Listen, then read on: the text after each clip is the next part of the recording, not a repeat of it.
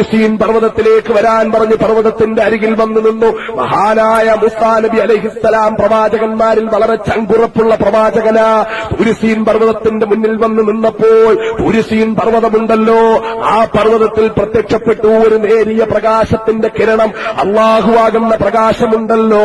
അല്ലാഹു നൂറു സമാവാതി വൽ അർള് മസലു നൂരിഹി കമിഷ്കാത്തിൻ ഫീഹാ മിസ്ബാഹ് അൽ മിസ്ബാഹു ഫീ സുജാജ അസ്സുജാജതു കഅന്നഹാ കൗകബുൻ ദുർരിയ്യുൻ യൂഖദു മിൻ ശജറത്തിൻ മുബാറകത്തിൻ സൈതൂനത്തിൻ ലാ ശർഖിയ്യത്തിൻ വലാ ഗർബിയ്യ യകാദു സൈതുഹാ യുളീ വലൗ ലം തംസസുഹു നാർ നൂറുൻ അലാ നൂർ.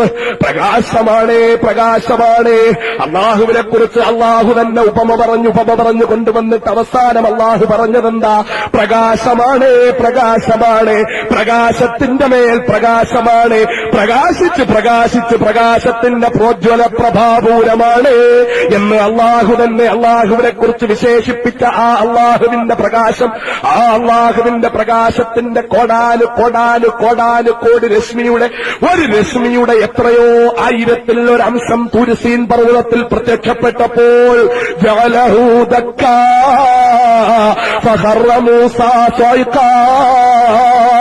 പർവ്വതം പപ്പടം പോലെ പൊടിഞ്ഞു. മൂസാ നബി അലൈഹിസ്സലാം ബോധം കെട്ട് നിലം പതിച്ചു. ചരിത്രത്തിൽ നമ്മൾ കാണുന്ന സത്യമാ. ആ മൂസാ നബി അലൈഹിസ്സലാമിന് അല്ലാഹുവാകുന്ന പ്രകാശത്തിന്റെ കോടാനു കോടാനു കോടി രശ്മികളുടെ ഒരു രശ്മിയുടെ എത്രയോ കോടിയിൽ ഒരംശം കണ്ടു നിൽക്കാൻ മൂസാ നബിക്ക് കഴിയാതെ പ്രവാചകന്മാരിൽ വെച്ച് ഏറ്റവും ചങ്കുറപ്പുള്ള പ്രവാചകനെന്ന് വിശേഷിപ്പിക്കുന്ന മൂസാ നബി ബോധം കെട്ട് നിലത്ത് വീണെങ്കിൽ, പാറകളാൽ നിർമ്മിതമായ പർവ്വതം പപ്പടം പോലെ പൊടിഞ്ഞെങ്കിൽ ആ അള്ളാഹു എന്താണ് മക്കളെ?